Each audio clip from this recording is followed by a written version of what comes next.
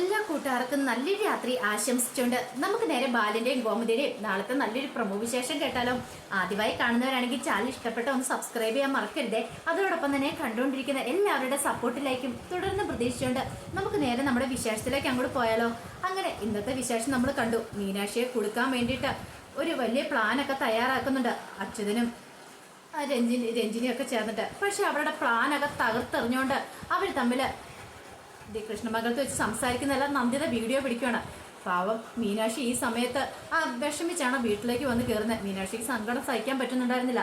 കാരണം ആ സാമൂഹ്യ പ്രവർത്തക രഞ്ജിനി അതുപോലത്തെ കാര്യങ്ങളൊക്കെയാണ് മീനാക്ഷിയോട് പറഞ്ഞിരിക്കുന്നത്. 2 ദിവസത്തിനുള്ളിൽ നിനക്കെതിരെ നടപടി ഉണ്ടാവും. കാരണം കള്ളക്കേസിലാണ് കുടുക്കിയിരിക്കുന്നത്. കൈക്കൂലി മേടിക്കാൻ ശ്രമിച്ചെന്നൊക്കെ പറഞ്ഞുകൊണ്ട് പോരാത്തന അത് ഒരാളെ വീഡിയോ എടുക്കുകയും ചെയ്തു.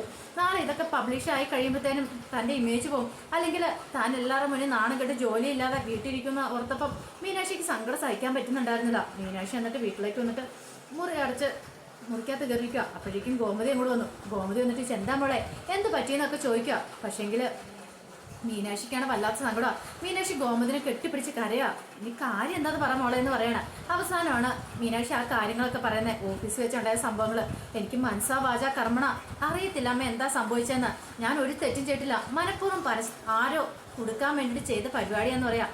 ഇത് കേട്ടതും ഗോമതി പറഞ്ഞു, മോള് വിഷമിക്കണ്ട, മോള് ധൈര്യമായിട്ടിരിക്കാൻ പറയണം. അതെ ആരാണ് എന്താണെങ്കിലും നമുക്ക് അവരെ കയ്യോടെ പിടികൂടാം. ഇനി അങ്ങനെ എന്തെങ്കിലും ഉണ്ടെങ്കിൽ നമുക്ക് ബാലേട്ടനോട് പറയാം. മോള് ധൈര്യമായിട്ടിരിക്കാൻ പറയണം. ഈ സമയം ആരിനാകെപ്പാട് ടെൻഷൻ അടിച്ചിരിക്കുക. ആരിനാണെങ്കിലും മിത്ര എങ്ങോട്ടാ പോയെന്ന് അറിയത്തില്ല. അതിൻ്റെ ഒരു ടെൻഷൻ ആരിന് വേറെ ഉണ്ടായിരുന്നു. മിത്രനെ വിളിച്ചിട്ടാണ് ഫോൺ സ്വിച്ച് ഓഫ്. ആകെപ്പാട് ടെൻഷൻ. അങ്ങനെ അവിടെയൊക്കെ നോക്കിയിട്ടൊന്നും കാണുന്നില്ല. ഇവള് കോളേജിൽ നിന്ന് എങ്ങോട്ടായിരിക്കും തന്നെ കാണാനാണെന്നും പറഞ്ഞോണ്ടാ. അപ്പോൾ ഇനി എങ്ങോട്ട് പോയെന്നൊരു ടെൻഷനോട് കൂടിയിട്ട് ആരിനോർത്തു ഇനി വീട്ടിലേക്ക് പോയി നോക്കിയാലോ. വീട്ടിലെങ്ങാനും ചെന്നിട്ടുണ്ടോ തന്നെ കാണാതെ. എന്താണ് വീട്ടിൽ പോയി നോക്കാന്ന് ഓർത്തോണ്ട് വീട്ടിലേക്ക് എന്ന് കഴിഞ്ഞപ്പോഴത്തേനും അവിടെ കാണുന്നില്ല. എൻ്റെ ഭഗവാൻ ഇത് എതിലേ പോയി എവിടെ ചെന്ന് അന്വേഷിക്കും. ആകെപ്പാട് ടെൻഷനായി പോയി ആരിന്. പിന്നീട് ആരിനോർത്തു ഇനിയിപ്പോൾ കോളേജിലേക്ക് അങ്ങനെ വന്നു കാണുമോ, തന്നെ കാണാതെ അവിടെ വന്ന് നിൽക്കുന്നുണ്ടായിരിക്കുമോ, അങ്ങനെ ടെൻഷൻ ഉണ്ടായിരുന്നു. പക്ഷേ എങ്കിൽ ഈ സമയത്ത് എന്ത് ചെയ്യാണ്, മിത്ര വേറെ ഒരിടത്തേക്കും പോയതല്ല. 50,000 രൂപ അതുണ്ടാക്കണമായിരുന്നു. ആ പയണം ഉണ്ടാക്കി വിശ്വത്തിന് കൊണ്ടേ കൊടുക്കാനായിട്ട് പോയതായിരുന്നു. കാരണം ഫോൺ മിത്രയുടെ സ്വിച്ച് ഓഫ് ആയി പോയിട്ടുണ്ടായിരുന്നു, ചാർജ് ഇരുന്ന്. അതുകൊണ്ടാണ് വിളിച്ചിട്ട് കിട്ടായിരുന്നത്. മിത്ര പണയമൊക്കെ വെച്ചിട്ട് കൊണ്ടുപോയി പണം സെക്യൂരിറ്റി പൈസ 50,000 രൂപ കൊടുക്കണമായിരുന്നു വീടിന്. അപ്പോൾ അതുകൊണ്ട് വിശ്വത്തിനെ ഏൽപ്പിച്ചു. വിശ്വം പറഞ്ഞു, അല്ല ഇത് ആരിനോട് പറഞ്ഞിട്ടുണ്ടോ എന്ന് ചോദിക്കുക. കാരണം വിശ്വത്തിന് ഒരു സംശയം ഉണ്ടായിരുന്നു, ആരിനും കൂടെ വരേണ്ടതായിരുന്നല്ലോ. ഞാൻ പറഞ്ഞു ആരിനോട് പറഞ്ഞിട്ടില്ല, ഞാനിപ്പോൾ ഇത് ഞാൻ ചെന്ന് കഴിഞ്ഞിട്ട് ആരിനോട് പറയാമെന്നൊക്കെ പറഞ്ഞോളുവാണ്. പിന്നീട് നേരെ വീട്ടിലേക്ക് വരുമോ. ഈ സമയത്ത് ആകെപ്പാടെ ടെൻഷൻ അടിച്ച് എന്ത് പറ്റിയെന്ന് അറിയില്ലാതെ ആരും വീട്ടിൽ നിൽക്കുകയാണ്. അപ്പോഴേക്കാണ് മിത്ര അങ്ങോട്ട് കയറി വരുന്നത്. മിത്രനെ കണ്ടു കഴിഞ്ഞപ്പോഴത്തേനും ആരും നല്ല ദേഷ്യം വന്നു. ആരും അങ്ങോട്ട് ചെന്നിട്ട് അവിടെ അടിക്കാനായിട്ട് അങ്ങ് തുടങ്ങിയിട്ട്, നീ ഇത് എവിടെ പോയതായിരുന്നു? ഒരു കാര്യം പറഞ്ഞേക്കാം, നിന്റെ തോന്നിയാസം നടക്കാണെങ്കിൽ അത് ഇവിടെ പറ്റില്ല. ഞാൻ കോളേജിൽ നിന്നെ വിളിക്കാൻ വന്നിട്ട് നിന്നെ അവിടെ കണ്ടില്ലോ, നീ ഇത് എങ്ങോട്ട് പോയതായിരുന്നു ചോദിക്കും. അല്ലേലും എനിക്കറിയാമായിരുന്നു ഇങ്ങനെയൊക്കെ അവസാനം സംഭവിക്കുള്ളൂ. നിനക്ക് എന്തെങ്കിലും സംഭവിച്ചു പോയിട്ടുണ്ടായിരുന്നെങ്കിൽ ഞാൻ പോയി കിടന്ന് തൂങ്ങേണ്ടി വന്നേനെ. നിനക്കത് അറിയാവോ? നിനക്കൊന്നും അറിയേണ്ട ആവശ്യമില്ലല്ലോ. ഇങ്ങനെ ആരും ഇങ്ങനെ വാതോരാതെ പറഞ്ഞുകൊണ്ടിരിക്കുകയാണ്. അവസാനം മിത്ര, ആര്യ എനിക്കൊന്ന് പറയാൻ്റെ അവസരം തരാമോ? നീ കാര്യം എന്താന്ന് വെച്ചാ പറ, ഇന്നത്തോടു കൂടി ഞാൻ കാണിച്ചു തരുന്നുണ്ട് എന്നൊക്കെ പറയണം. കാരണം എത്ര സമയം കൊണ്ട് ആരിനാകെപ്പാട് ടെൻഷൻ അടിച്ചായിരുന്നു. മിത്രയ്ക്ക് അറിയത്തില്ലോ മിഥുൻ ഭീഷണിപ്പെടുത്തിയ കാര്യങ്ങളൊക്കെ. അതൊക്കെ ആരിന് മാത്രമല്ലേ അറിയുണ്ടായിരുന്നുള്ളൂ. പിന്നീട് മിത്ര പറഞ്ഞു, ആര്യ ഞാൻ വിശ്വത്തിൻ്റെ കയ്യിൽ പണം കൊടുക്കാൻ പോയതാന്ന് പറയും. എന്ത് പണം? പെട്ടെന്ന് ആരും അതൊന്നും ഓർമ്മയിലേക്ക് പോലും വന്നില്ല. അല്ല അത് പിന്നെ ആ സെക്യൂരിറ്റി പൈസ. ഓഹോ, അല്ല നിനക്ക് എവിടുന്ന് ആ പണം കിട്ടിയെന്ന് വയ്ക്കാം. അത് പിന്നെ ഞാൻ കൊണ്ടുപോയി പണയം വെച്ചു. എന്ത് പണയം വെച്ചു? അത് പിന്നെ ഞാൻ എൻ്റെ ഒരു മാല കൊണ്ടുപോയി പണയം വെച്ചെന്ന് പറയാം. ഇത് കേട്ടത് എന്തെന്നില്ലാത്ത സങ്കടമായി ആരിന്. അത് പണയം വെക്കാനാണ് നിനക്ക് എന്നോട് പറഞ്ഞാൽ പോരായിരുന്നോ? നീ അത് പണയം വെക്കുന്ന കാര്യം പോലെ എന്നോട് പറഞ്ഞില്ല. നീ ആരോട് വെച്ചിട്ട് അതൊക്കെ ചെയ്തെന്ന് ചോദിക്കാം. അല്ല അത് കഴുത്തലിട്ടൊന്നും കാര്യമില്ലല്ലോ, പണം കൊടുക്കണ്ടേ, അല്ലെങ്കിൽ നമ്മൾ ഇവിടുന്ന് ഇറങ്ങി കൊടുക്കണ്ടേന്ന് ചോദിക്കും. അതുകൊണ്ട് വേറെ വഴിയില്ലാത്തതുകൊണ്ടാണ്. ആരിന് എന്ത് ചെയ്യണമെന്ന് അറിയത്തില്ല. ആര്യ സാരമില്ല, നമുക്ക് പൈസയൊക്കെ ഉണ്ടാകുന്ന സമയത്ത് വാങ്ങാന്നേ. ഇപ്പം എന്താ കുഴപ്പമൊന്നുമില്ല, ഇപ്പം നമ്മുടെ കാര്യങ്ങളൊക്കെ മുന്നോട്ട് നടന്നു പോകണം. അതുകൊണ്ടല്ല ഞാൻ ചെയ്തതെന്ന് പറയാം. ആരിനാണ് സങ്കടമാണോ സന്തോഷമാണോ? ഒന്നാമത്തെ കാര്യം മിത്രനെ കാണാത്തതിന് വിഷമം. ആരും പറഞ്ഞു നിനക്ക് എങ്ങോട്ട് പോയാലൊന്ന് പറഞ്ഞിട്ട് പോയിരുന്നു. പക്ഷേങ്കിൽ ഞാനത് ഒത്തിരി പ്രതീക്ഷയില്ലെന്ന് പറയണം. മിത്ര പറഞ്ഞു, ആരിനെന്തിനാ വിഷമിക്കണേ? ഞാൻ ഒന്നും അല്ലെങ്കിലും പ്രായപൂർത്തിയായ പെണ്ണല്ലേ, പിന്നെ എനിക്കെന്താ കുഴപ്പം? എന്നെ ആരെങ്കിലും ഒന്നും ചെയ്യാനും പോകുന്നില്ല. ആരും എന്നെക്കുറിച്ച് ഓർത്ത് പേടിയുണ്ടോ? ഞാനിപ്പോൾ ഇവിടെ തന്നെ ഇരുന്നാലും ഒന്നും സംഭവിക്കാനൊന്നും പോകുന്നില്ല. ആ കാര്യത്തിന് ആരുടെ പേടിയുണ്ട എന്ന് പറയണം. പക്ഷെ മിത്രയ്ക്ക് അറിയായിരുന്നു ആരുടെ ചങ്കിടിക്കുന്ന എത്രമാത്രമെന്ന്. കാരണം ചെറിയ കാര്യമല്ലേ, തന്നെ കാണാതെ പോകുന്ന പറയുമ്പോൾ ആരിനെ സഹിക്കാൻ പറ്റില്ല. ആരും തന്നെ നന്നായിട്ട് സ്നേഹിക്കുന്നുണ്ട്. അച്ഛനും അമ്മയും എത്രമാത്രം സ്നേഹിക്കുന്നുണ്ടോ അതുപോലെ തന്നെ ആരിനിപ്പോൾ തന്നെ സ്നേഹിക്കാൻ തുടങ്ങിയിട്ടുണ്ട്. പക്ഷെ അത് പുറത്ത് പറയാനായിട്ട് ആരിനൊരു മടി. അതുകൊണ്ടാണ് ഇങ്ങനെയൊക്കെ. പിന്നീട് മിത്ര അകത്തേക്ക് അങ്ങോട്ട് കയറി പോകുമ്പോഴത്തേന് ശരിക്കും പറഞ്ഞാൽ ആന ആകെപ്പാടെ സങ്കടമായിപ്പോയി.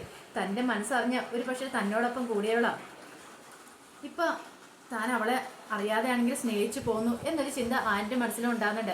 ഇത്രയും നാളത്തെ പോലില്ല, ഓരോ ദിവസം ചെല്ലുന്തോറും മിത്രയോടുള്ള സ്നേഹം ആരിന് കൂടിക്കൂടി വരുമെന്ന് ആരിന് തന്നെ മനസ്സിലാകാൻ തുടങ്ങി. ഈ സമയം വിഷമിച്ചിരിക്കുന്ന മീനാക്ഷിയുടെ അടുത്തേക്ക് ആകാശ് വരുവാണ്. ആകാശം എന്നിട്ട് എന്താ മീന, എന്താ കാര്യം എന്താന്ന് ചോദിക്കുകയാണ്. പിന്നീട് നടന്ന കാര്യങ്ങളൊക്കെ പറയാം. ആകാശിന് ഭയങ്കര വിഷമമായിപ്പോയി. എന്ത് ചെയ്യാൻ പറ്റും? ആ സമയത്താണ് നന്ദിത ഗോമതിനെ കാണാനായിട്ട് അങ്ങോട്ട് വരുന്നത്. ഗോമതിനെ കാണാൻ വന്നിട്ട് നന്ദിത വിളിക്കുവാണ്. ഗോമതിനെ, എന്താ ഗോമതി, എന്താ അല്ല എന്താ നന്ദിത, എന്താ കാര്യം ചോദിക്കാൻ ഇങ്ങോട്ട് വരാൻ പറയാണ്. വന്നിട്ട് നന്ദിത എന്ത് ചെയ്യണം, ആ വീഡിയോസ് കാണിച്ചു കൊടുക്കുകയാണ്.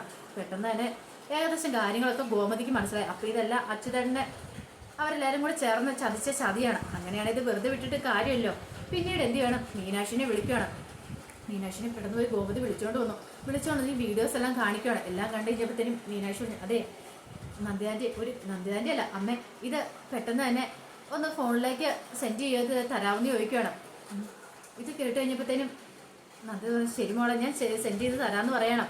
അങ്ങനെ എന്ത് ചെയ്യുകയാണ്, നന്ദിത അത് മീനാക്ഷിയുടെ ഫോണിലേക്ക് സെൻഡ് ചെയ്തിട്ട് താങ്ക്സ് ആൻറ്റി, ഒത്തിരി നന്ദിയുണ്ടെന്നൊക്കെ പറയാണ്. കാരണം ഇത് കിട്ടിയില്ലായിരുന്നെങ്കിൽ എൻ്റെ ജോലി പോകുമായിരുന്നു. ഇത് ഞാൻ തന്നേന്ന് ആരോടും പറയരുത് കേട്ടോ, എനിക്കറിയാം. മോളും എൻ്റെ മോളെ പോലെ തന്നെയാണ്, മിത്ര മോളെ പോലെ തന്നെയാണ് എനിക്ക്. അതുകൊണ്ടാണ് ഞാനിത് തന്നേ, ആരോടും പറയുകയും ചെയ്തെന്ന് പറയണം. അങ്ങനെ മീനാക്ഷിക്ക് അത് കിട്ടിയപ്പോൾ സമാധാനമായി. ഇത് മതി, ഇത് വെച്ച് താൻ ഒരു കളി കളിക്കാനായിട്ട് പോകുന്നുണ്ട്. തന്നെ കൊടുക്കാനായിട്ട് നോക്കിയതല്ലേ. അങ്ങനെ പിറ്റേ ദിവസം തന്നെ മീനാക്ഷി രാവിലെ ഓഫീസിലേക്ക് ചെല്ലുവാണ്. അപ്പോൾ മാഡത്തിനൊക്കെ വല്ലാത്ത ടെൻഷനായിരുന്നു. കാരണം ഇന്ന് വരെ മീനാക്ഷി ഒരു കൈക്കൂലിയോ കാര്യങ്ങളൊന്നും വാങ്ങിച്ചിട്ടുണ്ടായിരുന്നില്ല. ഇതിനോടകം തന്നെ മീനാക്ഷിയുടെ ആ ഒരു കാര്യങ്ങളൊക്കെ ഒരുത്തം വീഡിയോ പിടിച്ചിട്ടുണ്ടായിരുന്നു അവിടെ ഇരുന്നിട്ട്. അവനത് എന്ത് ചെയ്യാണ്, 1-2 ഗ്രൂപ്പിലേക്ക് സെൻഡ് ചെയ്യുകയാണ്. അങ്ങനെ മീനാക്ഷിയുടെ നാണം കെടുത്താനായിട്ട് ശ്രമിച്ചാണ് മനഃപൂർവ്വം. മീനാക്ഷി അങ്ങനെ ഓഫീസിൽ കയറി ചെല്ലുമ്പോൾ മീണാപാടം ചോദിച്ചു, അല്ല മീനാക്ഷി എന്താ ഇനി എന്ത് ചെയ്യണമെന്ന് അറിയത്തില്ല. ഇത് 2 ദിവസത്തിനുള്ളിൽ മിക്കവാറും കാര്യമൊക്കെ നടപടിയാവുന്ന തോന്നിയെന്ന് പറയണം. ഒന്നാമത്തെ കാര്യം ഫയലിൻ്റെ, രണ്ടാമത്തെ കാര്യം കൈക്കൂലി മേടിച്ചു എന്നുള്ള കേസിൽ. ഇത് കേട്ടത് മീനാക്ഷി പറഞ്ഞു, അതിനെക്കുറിച്ച് സംസാരിക്കാൻ തന്നെ വന്നതെന്ന് പറയണം. പിന്നീട് ആ കയ്യിൽ നിന്ന് വീഡിയോസ് കാണിക്കുകയാണ്. ഇതെല്ലാം കണ്ടു കഴിഞ്ഞപ്പോൾ തന്നെ വീടാമാടത്തിൻ്റെ കാര്യങ്ങൾ മനസ്സിലായി. എത്രയും പെട്ടെന്ന് തന്നെ ഇത് സെൻഡ് ചെയ്യണമെന്ന് പറയണ്ട, വേണ്ടപ്പെട്ടവർക്ക് സെൻഡ് ചെയ്യണം. കാരണം ഈ ചതി ഇത് അറിയണമല്ലോ. അങ്ങനെ അത് വേണ്ടപ്പെട്ടവർക്കെല്ലാം സെൻഡ് ചെയ്യണം. ഇത് ഒരിക്കലും അച്യുതനോ അലോകോ അല്ലെങ്കിൽ ഈ പറയുന്ന രഞ്ജിനെ ആരെങ്കിലും പ്രതീക്ഷിച്ച കാര്യമല്ലായിരുന്നു. അങ്ങനെ അതെല്ലാം സെൻഡ് ചെയ്തു. അങ്ങനെ എല്ലാവരുടെ ഫോണിൽ കൂടെ ഈ വീഡിയോസ് അങ്ങോട്ട് വരുവാണ്.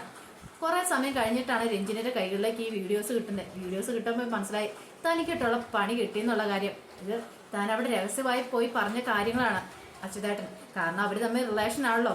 അപ്പോൾ അച്യുതനൊന്ന് സഹായിക്കാൻ പോയത് രഞ്ജിനി. പക്ഷെ രഞ്ജിനിക്ക് നല്ല 8ന്റെ പണി കിട്ടുവാണ്. അതായത് നേരെ പോകുന്നുള്ള പ്രകൃതിക്കാരിയാണ് മീനാക്ഷി. അപ്പോൾ സത്യസന്ധമായ ജോലി ചെയ്യുന്ന ഒരു രജിസ്റ്റർ ഓഫീസിലുള്ള ജോലിക്കാരിയെ മനഃപൂർവ്വം വ്യക്തിഹത്യ ചെയ്തോ അല്ലെങ്കിൽ അവരെ ജോലിയിൽ നിന്നും വ്യക്തി താല്പര്യത്തിന് വേണ്ടിയിട്ട് അങ്ങനെ പല കാര്യങ്ങളൊക്കെ പറഞ്ഞ് എല്ലാവരും അവർക്ക് നേരെ രഞ്ജിനിക്ക് നേരെ തിരിയുവാണ്. രഞ്ജിനിക്ക് എന്ത് ചെയ്യണമെന്ന് അറിയത്തില്ല. അവസാനം അച്യുതനെ വിളിക്കുകയാണ്. അച്യുതൻ്റെ കാര്യങ്ങളൊക്കെ അങ്ങനെ കട്ട പുകയാവാണ്. അങ്ങനെ രഞ്ജിനിക്ക് നേരെ ആ നടപടി എടുക്കുകയാണ്. കാരണം മന്ത്രി ഒരു അദാലത്ത് നടന്ന അദാലത്തിന് സമയത്തല്ലേ ഇങ്ങനെ പ്രശ്നങ്ങളൊക്കെ ഉണ്ടാകുന്നത്. അവസാനം മന്ത്രിയൊക്കെ കയറി ഇടപെട്ടു. അങ്ങനെ രഞ്ജുവിൻ്റെ കാര്യത്തിലോ അച്യുതനെ അലോകിൻ്റെ കാര്യത്തിലോ തീരുമാനമായി. അവർ പ്രതീക്ഷിച്ച കാര്യമല്ല. അങ്ങനെ മീനാക്ഷിക്ക് തിരികെ ജോലിയിലേക്ക് കയറാനായിട്ട്, കാരണം സത്യസന്ധമായി ജോലി ചെയ്തുകൊണ്ട് തന്നെ കൈക്കൂലിക്കാരിയാക്കാനായിട്ട് മാറ്റാനായിട്ട് ശ്രമിച്ചതാണ്. ഇതിനു മുമ്പ് അലോകാണെങ്കിലും ഒന്ന് ശ്രമിച്ചിട്ടുണ്ട്. അന്നും ആ പണി പാളിപ്പോയി. അങ്ങനെ 2ാം തവണ 8 നിലയിൽ അച്യുതൻ്റെ അലോകനെ പണികളൊക്കെ അങ്ങോട്ട് പാളിപ്പോണ്. അവരങ്ങനെ നാണം കെട്ട് തലകുണിച്ച് പോവാണ്. അതിൻ്റെ വിശേഷങ്ങൾ അതോടൊപ്പം തന്നെ നമ്മളിനി കാണാൻ പോകുന്ന മറ്റൊരു വിശേഷം, അധികം വൈകാതെ തന്നെ ആനന്ദിൻ്റെ ശ്രീദേവിയുടെ കല്യാണം നടക്കാൻ പോവുക. അതിന് അധികം ദിവസങ്ങളൊന്നുമില്ല. എന്തായാലും ആനന്ദിൻ്റെ പെണ്ണിനെയൊക്കെ ഇഷ്ടപ്പെടും. ഇനിയിപ്പോൾ ഒരു കല്യാണം മേളമായിരിക്കും ദേവമംഗലത്ത് നടക്കാനൊക്കെ പോകുന്നത്. ഇതൊക്കെ കണ്ട് സമനില തെറ്റിയിരിക്കാനോ കൃഷ്ണമംഗലത്തുള്ള അച്യുതനൊക്കെ കഴിയുള്ളൂ. പക്ഷെ ആ കൃത്യസമയത്ത് തന്നെ നന്ദിത ആ വീഡിയോ എടുത്തുകൊണ്ട് മീനാക്ഷിക്ക് രക്ഷപ്പെടാനായിട്ട് പറ്റി. അല്ലെങ്കിൽ തന്നെ സത്യസന്ധ എപ്പോഴാണെങ്കിലും എത്ര കാലം ഒളിച്ചു വെച്ചാലും ഒരിക്കൽ സത്യം പുറത്തു വരുമെന്ന് പറഞ്ഞോണക്ക് നന്ദിത ഇത് കണ്ടില്ലായിരുന്നു. മീനാക്ഷി രക്ഷിക്കാൻ പറ്റില്ലായിരുന്നു. അങ്ങനെ മീനാക്ഷി വീണ്ടും ജോലി കയറും. ദേവമംഗലത്ത് വീണ്ടും സന്തോഷം വരുമൊക്കെയാണ്. അപ്പോൾ അതിൻ്റെ കുറച്ച് വിശേഷങ്ങളൊക്കെയാണ് നമ്മൾ കാണാൻ പോകുന്നത്. ആ വിശേഷങ്ങളൊക്കെ നമുക്ക് എല്ലാവർക്കും കാത്തിരിക്കാം കേട്ടോ. ഒരിക്കൽ കൂടി എല്ലാവർക്കും നല്ലൊരു രാത്രി ആശംസിച്ചുകൊണ്ട് നിർത്തുന്നു. നന്ദി.